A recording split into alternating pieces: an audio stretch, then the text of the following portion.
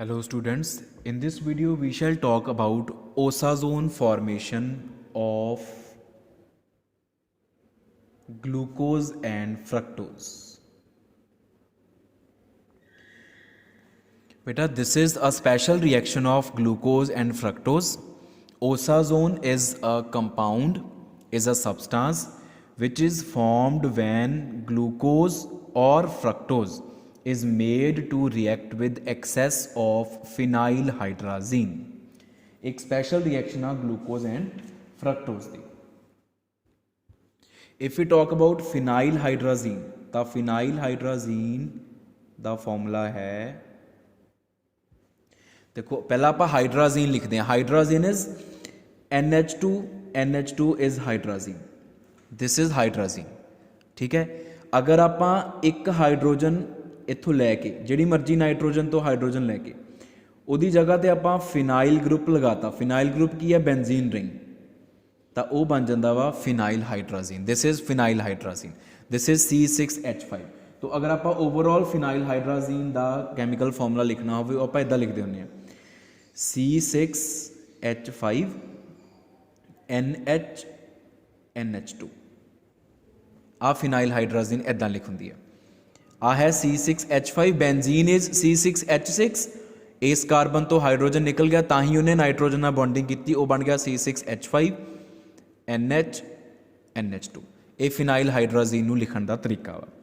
हुण जदों आपां फिनाइल हाइड्राजीन दी एक्सैस ऐड करते हैं ग्लूकोज या फ्रक्टोज दे विच, तां जिहड़ा कंपाउंड बनदा उहनूं ओसाजोन बोलते हैं असीं. येलो कलर दा सबसटेंस हुंदा है. तो for example this is glucose.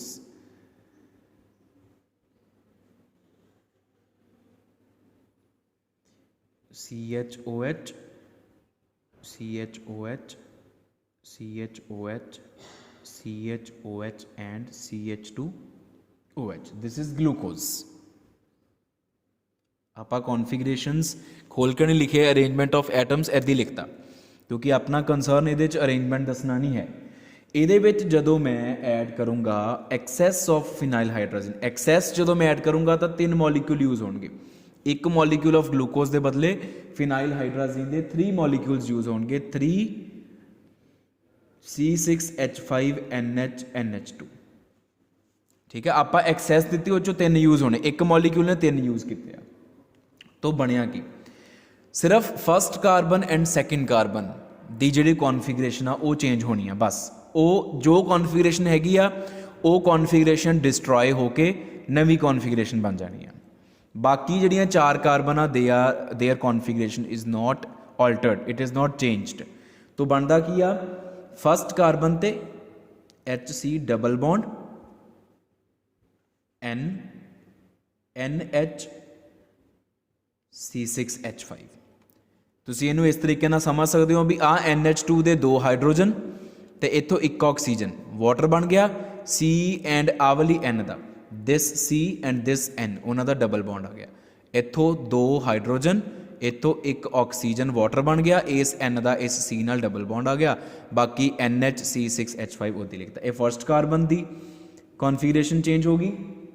Second carbon ते भी सेम चीज़ बनी, डबल बॉन्ड NH C6H5. और बाकी जड़ियाँ कार्बनस आ वो चेंज भी नहीं हुई.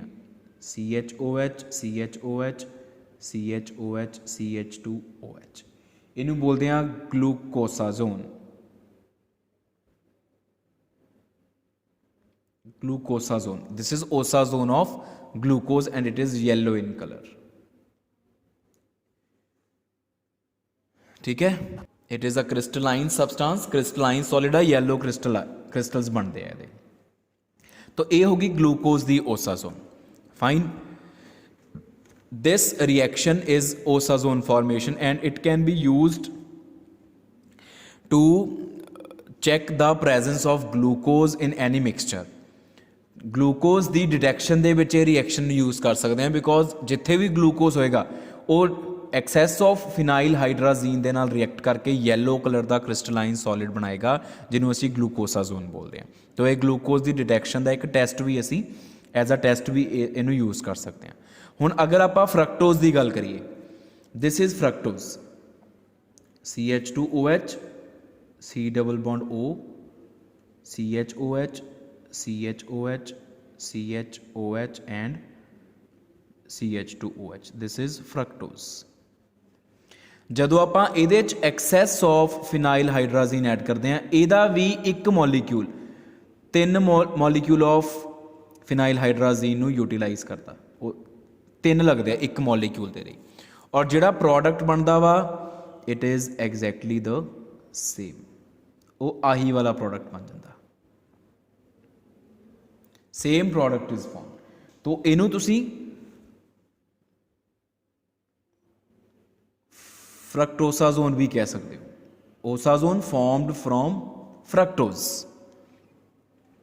this can also be named as फ्रक्टोसाजोन। एक ग्लूकोज दी ओसाजोन ते फ्रक्टोज तो बनी ओसाजोन, दोनों का फॉर्मूला बिल्कुल सेम होंदा वा, ठीक है। यह है osazone formation of glucose and fructose, एक स्पैशल रिएक्शन जिहड़ी आपां ग्लूकोज की डिटैक्शन या फ्रक्टोज की डिटैक्शन के लिए यूज़ कर सकते हैं। हुण तुसीं बेटा देख सकते हो कि जिहड़ी ओसाजोन फॉर्मेशन रिएक्शन चाहे ग्लूकोज दी है चाहे फ्रक्टोज दी है, it is involving only first 2 carbon atom C1 and C2। C1 ते C2 दी जिहड़ी कॉन्फिगरेशन आ वो एक्सैस ऑफ फिनाइल हाइड्राजीन ने पहले वाली कॉन्फिगरेशन नू डिस्ट्रॉय करके चेंज करके नवी कॉन्फिगरेशन च कन्वर्ट करता। The configuration around C1 and C2 is changed and new configurations are formed। तो न्यू कॉन्फिगरेशन किया, there takes place formation of phenyl hydrazone at C1 and C2, चाहे ग्लूकोजा चाहे फ्रक्टोजा। In both the cases the configuration around C1 and C2 is destroyed and there takes place formation of phenyl hydrazone at C1 and C2 of glucose as well as fructose। The configuration around other carbon atoms, the configurations at other carbon atoms C3, C4, C1, C5 and C6, they are not changed। This is unchanged part। देख लो आ same आ दोनों cases, this is unchanged part। तो यही reason है बेटा कि glucose and fructose same osazone produce करते हैं। ਤੁਹਾਨੂੰ पेपर च क्वेश्चन भी आंदा हुंदा, why glucose and fructose produce same osazone when they are made to react with excess of, या when excess of phenyl hydrazine is added in them। Then what answer you are to write? You are to write the osazone formation involves the change in configuration only around C1 and C2।